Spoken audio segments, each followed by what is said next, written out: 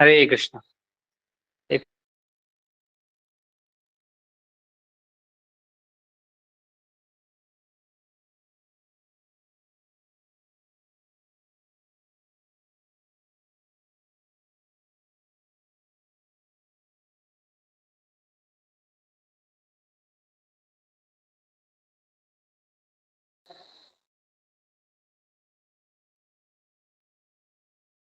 हरे कृष्ण। तो आपका स्वागत है भगवद गीता की कक्षा में। तो हम लोग अभी कर्म योग के बारे में पढ़ रहे हैं और उसके बारे में चर्चा कर रहे थे। हम लोगों ने देखा कि भगवान ने कर्म योग के बारे में विस्तृत रूप से चर्चा की। इसके बारे में हमें कौन से कर्तव्य करने चाहिए, कौन से कर्तव्य नहीं करने चाहिए, किस पे आसक्ति होनी चाहिए, किस पे आसक्ति नहीं होनी चाहिए।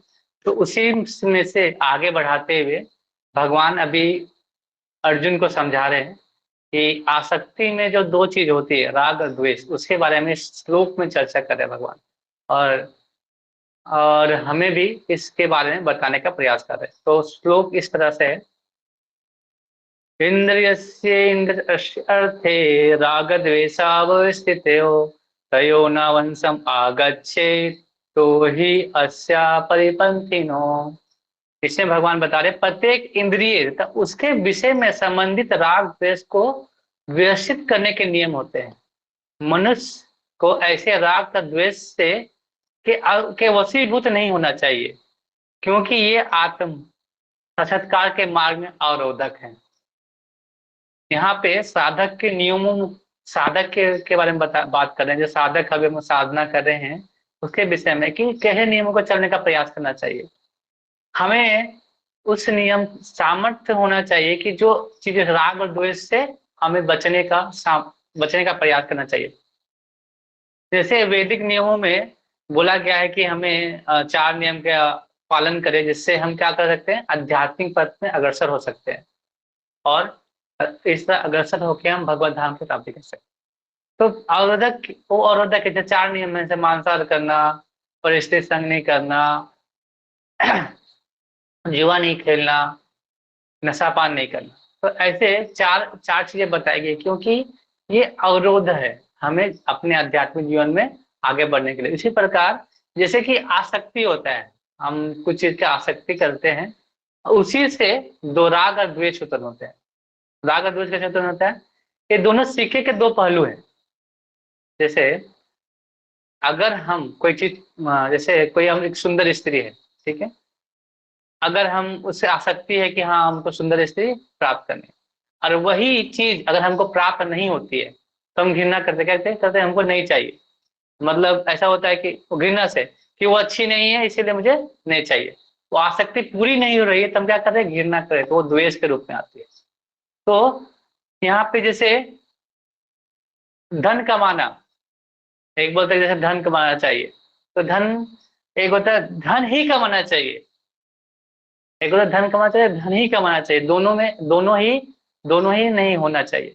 धन का क्या होना चाहिए कि धन उतना ही कमाना चाहिए जो हमारे जीवन में साधना में अवरोधक ना हो। तो इसी प्रकार का राग होता है क्या कि आसक्ति हम करते हैं किसी चीज को, वो क्या होता है, हम उसको चाहते हैं। और द्वेष क्या होता है, जैसे उस आसक्ति को पूरा ना हो, इच्छा कर पूरा ना होता तो हम क्या करते हैं, उसके लिए द्वेष करते हैं। ये दोनों चीज खराब है।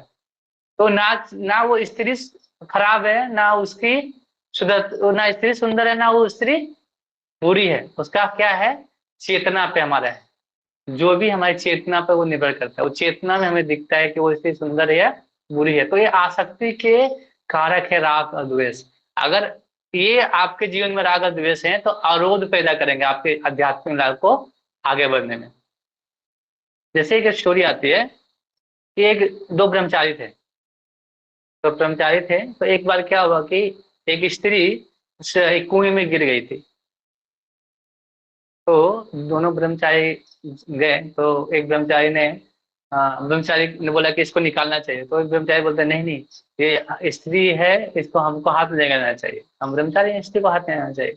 बोला नहीं नहीं, इसकी जान बचाना हमारा कर्तव्य बनता है, तो उसका जान बचाना चाहिए। तो उन्होंने क्या किया, एक ब्रह्मचारी ने उसको निकाल कर उसकी जान बचाई। तो वो जान बचाई, फिर छोड़ दिया। जब दोनों ब्रह्मचारी जब आश्रम गए तो उन्हें एक दूसरा ब्रह्मचारी था, वो अपने गुरुजी से बोलता है कि देखो कि ये ने इसे ब्रह्मचारी होके स्त्री स्त्री का मैंने स्पर्श किया। तो गुरुजी बोलते हैं कि देखो वो वो तो उस स्त्री का हेल्प किया, रक्षा किया और उसे वहीं पे छोड़ के आ गया, लेकिन तुम अपनी चेतना में उस स्त्री को अब यहाँ तक लेके आ गए। तो ये चीज क्या कर रहे हैं, आपकी चेतना वो मतलब जो पहला ब्रह्मचारी था क्या किया था, वो वहीं पे उसको हेल्प कर वहीं छोड़ दिया। और दूसरा ब्रह्मचारी क्या, उस चेतना में भी स्त्री को चेतना में भी लेके आ गया। तो ये चेतना क्या कर रही है, आपको आपके मन को दूषित कर रही है, अवरोध पैदा कर रही है। तो ये चेतना में सारे कुछ होते हैं, चेतना में ही हम क्या कर रहे हैं, अगर किसी चीज से चीज नहीं मिल रहा है तो राग, मिल रहा है तो राग कर रहे हैं आसक्ति को, और जब हमको नहीं मिल रहा है तो घृणा करके द्वेष कर रहे हैं। तो ये दोनों चीज हमारे लिए अवरोधक है। हम दोनों चीज में हम क्या करेंगे, हमारे जीवन को साधना में हमारा विनाश, साधना को विनाश कर देगा। तो ये जगत भोग करने की, ये जगत क्या है, हम लोग चाहते हैं कि जगत में सब कोई चाहता है कि भोग करने की इच्छा है सबको, एक नहीं है कि ऐसा नहीं है कि सब चाहते हैं। लेकिन ये जो मिथ्या सुख है ना, इसके पीछे हम सब भाग रहे हैं। लोग हम लोग क्या सोचते हैं कि ये सुख है, लेकिन ये मिथ्या है। दुखालयम शाश्वतम, भगवान ने खुद बोला है कि दुखालयम शाश्वतम। तो हम ये मिथ्या सुख के लिए हमेशा भागते रहते कि हमको मिल जाए, हमको मिल जाए। ये हम लोग प्रयास करते रहते हैं, लेकिन ऐसा हमें कभी भी वो पूरी तरह से सुख मिलता ही नहीं, आनंद मिलता ही नहीं।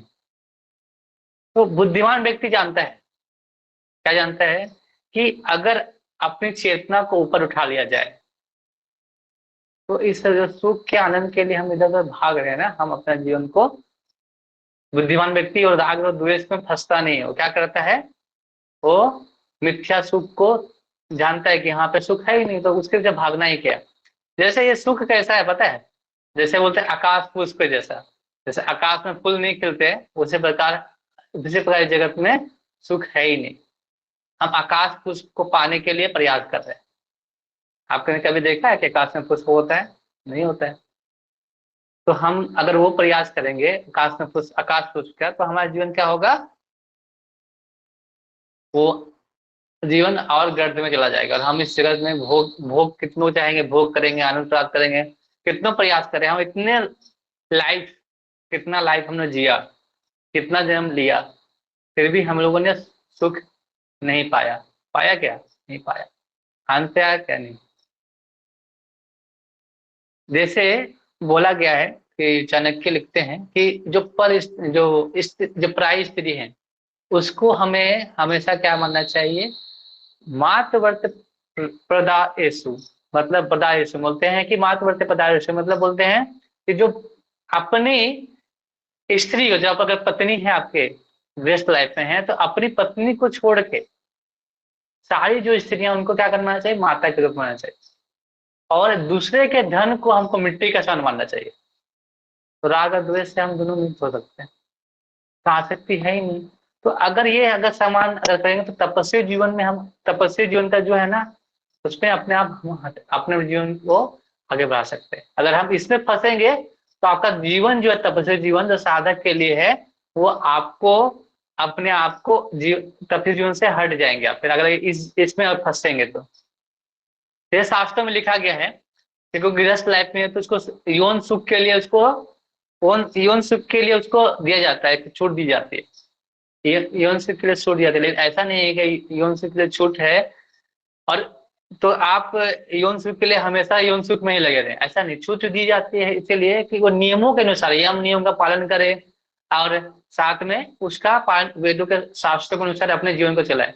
लेकिन अभी क्या होता है कि उसके अलावा जितनी स्त्रियां उसको माता का सन मानना है, ये शास्त्रों में है कि आप गृहस्थ लाइफ में जी रहे हैं। अगर अगर वो नहीं मानता इस शास्त्र, लेकिन अभी क्या हो रहा है, अभी ऐसा नहीं हो रहा है। अभी जीवन में लोग क्या कर रहे हैं, दूसरी स्त्रियों के साथ भी संबंध बनाने का प्रयास प्रयास करते हैं। और करते हैं क्यों? क्योंकि उनको इतनी ज्यादा आसक्तियां होती है कि वो उस इच्छाओं को पूर्ति करने के लिए उधर से भागना पड़ता है। जैसे कि होता है ना, जैसे ये भी एक नियम है कि हम अगर गृहस्थ लाइन में जाएंगे तो यौन सुख हम ले सकते हैं। लेकिन ऐसा नहीं है कि आप अगर इस गृहस्थ लाइफ में है तो आपका रात, आप अनासक्त अनासक्त होकर जब तक नहीं करेंगे तब तक अयम नियम से नहीं चलेंगे तो क्या होगा, आपका एक्सीडेंट हो सकता है, आप भी आप भी फंस सकते हैं। क्योंकि जो इच्छाएं हमारी है, हमको इस कोई भी चीज पाने की जो इच्छाएं हैं, हमें बार बार हमें दुराते रहते। तो ऐसा नहीं है कि आप अगर शास्त्रों के अनुसार चल रहे हैं तो ऐसा नहीं होगा, लेकिन हमें प्रयास करना चाहिए कि अनासक्त होकर यम नियमों के माध्यम में चले। इसलिए तो नियम बनाए जाते हैं, तो बिना नियम के भी तो चलेंगे तो थोड़ी हो जाएगा। जैसे कोई राजमार्ग है, देखा ना आपने NH 33 में, काम नेशनल हाईवे में जाते होंगे तो बताया गया कि इतनी स्पीड लिमिट होनी चाहिए, इसी रास्ते में चलना चाहिए, इसी रास्ते पे पकड़ के, इसी रास्ते पे पकड़ के चले। अगर नहीं चलेगा तो क्या होगा? एक्सीडेंट होगा। अरे इतना नियम चलने के बावजूद भी एक्सीडेंट होता है कि नहीं? होता है। NH, अब नेशनल हाईवे भी मतलब एक्सीडेंट तो होते ही हैं, दुर्घटनाएं समस्याएं बनी ही रहती है। तो यहाँ पे प्रपात ही लिख रहे हैं, खुद उदाहरण दे रहे हैं कि भले ही इन मार्गों में कितनी सावधानी से देखभाल से क्यों ना जाए, किंतु इसका कोई आश्वासन नहीं दे सकता कि सबसे सुरक्षित मार्ग में कोई खतरा नहीं होगा। अगर हम लोग कितनों भी बोल रहे हैं कि वैदिक चल रहे हैं शास्त्रों से, शास्त्र चलना चाहिए, लेकिन अगर आप यम नियम में थोड़ा भी ढीला चल कर दिए तो आपको आपको पतन निश्चित, पतन भी हो सकता है। उसी प्रकार जैसे हम राजमार्ग में चलते हैं तो कोई आश्वासन नहीं दे सकता कि वो भी सुरक्षित है। उसी प्रकार जब हम नियमों से चलते हैं तो सुरक्षित है कि वो हमेशा सुरक्षित नहीं है जब तक आप अनासक्त होकर कार्य ना करें। ये दो चीजें, राग और द्वेष से जब तक आप दोनों से अलग होकर कार्य ना करेंगे ना, तब तक आप सुरक्षित नहीं हो सकते। साधक के जीवन में यही सबसे उच्चतम चीज होती है कि आप राग और द्वेष आसक्ति से निकल के काम करें। ऐसे यहाँ पे लिख रहे हैं उदाहरण के साथ कि भौतिक संगति के कारण अत्यंत दीर्घ काल से इंद्रिय सुख का भावना कार्य करती रहती है, अतः नियमित इंद्रिय भोग के बावजूद भी गुमराह होने की हर संभावना बनी रहती है। अतः सभी प्रकार से नियमित इंद्रिय भोग के लिए किसी भी आसक्ति से बचना चाहिए। आपने अभी देखा होगा कि बहुत सारे एग्जाम्पल आपने सुना भी होगा कि बहुत सारे बड़े बड़े जो साधु थे, साधुगण भी होते हैं, तो कितनों यम नियम और शास्त्रों से चलते हैं, लेकिन वो भी, उनको भी गिरने की संभावना। तो संभावना क्या है? बहुत लोग पतन में गिरते भी हैं, ऐसा नहीं कि नहीं गिरते। आप कितनों भी यम नियम से चले फिर भी गुमराह होने का चांस होता है। आप शास्त्र खोलोगे तो आपको बहुत सारे एग्जाम्पल मिलेंगे कि उसमें उनके इंद्रिय इंद्रिय सुख की जो भावना के कार्य करने की वजह से क्या हुआ, उनका उनका पतन हुआ है, निश्चित हुआ है। तो ये गारंटी नहीं दे रहा है कि आपको कि आप यम नियम में चले तो, यम नियम से चलोगे तो आप यम नियम से चलोगे तो आसक्ति से बच सकते हो। तो यहाँ पर बात लिख रहे हैं कि नियम क्या करना पड़ेगा, लेकिन कृष्णा भावना में ऐसा इसके प्रति आसक्ति से या सदैव कृष्ण की प्रेमा भक्ति से कार्य करते रहने से सभी प्रकार के इंद्रियों से कार्यों से विरक्ति हो सकती है। अतः मनुष्य को चाहिए वह किसी प्रकार की अवस्था से कृष्ण भावना अमृत से विरक्त होने की चेष्टा ना करे, और समस्त प्रकार की इंद्रिय आसक्ति से व्यक्ति का उद्देश्य अदंता कृष्ण भावना के पद पे आसीन होता है। तो यहाँ पे क्या बोल रहे हैं कि अगर आपको बचना, तो यहाँ पे क्या चीज आ रहा है? वो आसक्ति, हम वर्ड पढ़ रहे हैं आसक्ति।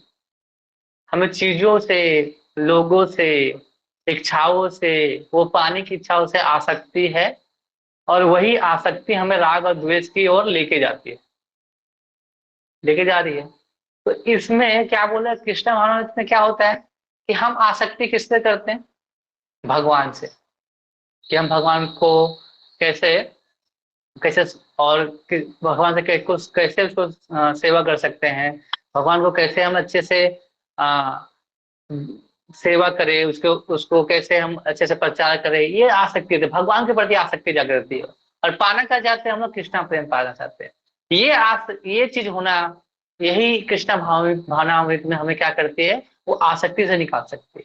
तो प्रभुपाद वहां लिख रहे हैं कि आपको आसक्ति कभी भी ऐसे, आप अगर यम नियम भी मान रहे हैं वेदों के, फिर भी आप शास्त्रों के मान, लेकिन आपको नहीं, संभव नहीं हो सकता। क्योंकि आप कितनों भी सुरक्षा, जैसे एक्सीडेंट, जैसे रोड पे चल रहे हैं, तो आप कितनों भी सुरक्षा नियम मानते हैं कभी कभी, लेकिन हमको क्या होता है? हमेशा तो ऐसा नहीं तो एक्सीडेंट नहीं ही होता है, एक्सीडेंट होता है। तो उससे बचने का सबसे अच्छा तरीका, तो उसी प्रकार जैसे हमको अपने आसक्ति से बचने का सबसे अच्छा तरीका क्या करना पड़ेगा? कृष्णा भावनामृत, अपनी चेतना। कृष्ण भावनामृत क्या है? कृष्ण चेतना के पर निर्भर करती है, चेतना पे निर्भर करती है। आपकी चेतना जितनी अच्छी होगी, चेतना पर सारे कुछ निर्भर करती है। तो यही चेतना को हमें भगवान के सेवा में, भगवान के भक्ति में लगाना है। अगर ये लगा देंगे तो हमारी आसक्ति धीरे धीरे अपने चले जाएगी। बोलते हैं ना कि हमें क्या करना है, जैसे कोई भी चीज अगर उधर लगा हुआ है भौतिक चीजों के भोगों में, उस भोगों को हम भगवान की सेवा में लगाना। मतलब भोग, भोग मतलब क्या? जैसे हम आंख से देखते हैं तो अच्छे से हमें फिल्म देखना चाहते हैं, मूवी देखना चाहते हैं, तो हमें क्या देखना है? भगवान को। भगवान को हम देख सकते हैं, तो आसक्ति एक चली गई, देख सकते हैं। अगर नाक से हम लोग अच्छे से सुगंध सुनना चाहते हैं तो भगवान के जो चरण में जो तुलसी दल है या पुष्प है, या पुष्प है, तो हम क्या करते हैं? उसको सूंघते हैं। तो क्या होती है, नाक का जो इंद्रिय जो कार्य कर रही है, इंद्रिय आसक्ति, इंद्रिय का जो भोग लेना चाहती है वो उससे निकल सकती है आसक्ति से। मुंह से हम जो जो बक बक करते रहते हैं, इधर उधर की बातें करते रहते हैं, तो भगवान के बारे में, भगवान का नाम, हरि नाम कीर्तन में करने में लगा सकते हैं।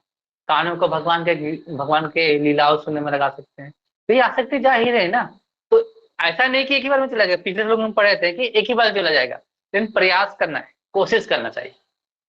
तो यही बता रहे हैं कि अगर आप, कोई व्यक्ति है, कोई साधक है, अपने जीवन को तपस्वी रूप में चलाना चाहते हैं, अपने जीवन को इस आसक्ति राग और द्वेष से मुक्त करना चाहता है, तो कृष्णा भावना में सबसे अच्छा चीज है। और ये भी, ये अवरोधक है। अगर साधक अगर राग द्वेष से निकल नहीं रहा है तो उसका जो तपस्वी जीवन है वो क्या हो जाएगा? तपस्वी जीवन से अपने आप को हटाना पड़ेगा, उसको कभी न कभी हटा लेगा। क्या होता है कि अगर हम धन भी अगर कमाते हैं, धन जो कमा रहे हैं, अगर धन को हम अच्छी तरह से नहीं लगाए, धन को कमाना हम अपनी स्वार्थ पे लगाना चाहेंगे, तो धीरे धीरे हमारे लोभ की जो आसक्ति बढ़ते रहती है, हमको और चाहिए और चाहिए, वो भी लोभ हमें बढ़ता रहता है। तो हमें वो क्या करता है, तो वो भी हमको गलत की ओर ले जाएगा। तो हमें प्रयास क्या करना है? प्रयास बस वही, कृष्णा भावनामृत और इस राग द्वेषों से बचने का प्रयास। यही राग द्वेष से बचने का प्रयास करेंगे, आपका जो साधक की जो जीवन शैली है, जो तपस्या की जीवन शैली, वो बरकरार रहेगी। हरे कृष्णा। तो इस श्लोक में यही भगवान कृष्ण अर्जुन को ही बताने का प्रयास कर रहे हैं कि तुम इस चीजों के प्रति आसक्त मत रहो। तुम्हारा जो कर्तव्य क्या करना है, कि भगवान खुद ये बता रहे हैं कि तुमको क्या करना है? इस धर्म की रक्षा करना है। धर्म की रक्षा करके क्या करना है? तो धर्म की रक्षा करना तो कर्तव्य ही बनता है। अवरोध क्या हो रहा है कि उसको आसक्ति हो रही है कि मेरे परिजन मारे जाएंगे, मेरे ये लोग मारे जाएंगे। तो ये इच्छाएं उनकी बार बार क्या हो रही है? उमड़ के आ रही है। तो भगवान इसीलिए राग द्वेष से निकलने का बता रहे हैं। तुम कर्तव्य कितनों कर रहे हो, लेकिन ये राग द्वेष में पड़े हुए हो कि ये अच्छा है, ये सुंदर है, नहीं मिल रहा है तो ये घृणा कर रहे हो। ऐसा नहीं है। ये आपके चेतना पूरी तरह से चेतना पे हमारे आए। तो चेतना जैसी रहेगी वैसे हम अपने जीवन में इधर उधर बढ़ते रहे। हरे कृष्णा। किसी का कोई और सवाल है? किसी का कुछ पूछना है तो सवाल कर सकते।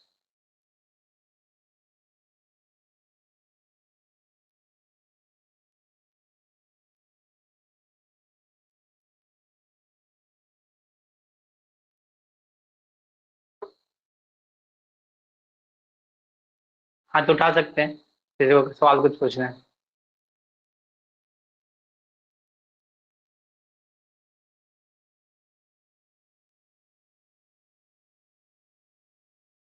ओके, हरे कृष्णा। अभी जो अभी जो समय चल रहा है, पितृपक्ष बोलते हैं, पितृपक्ष।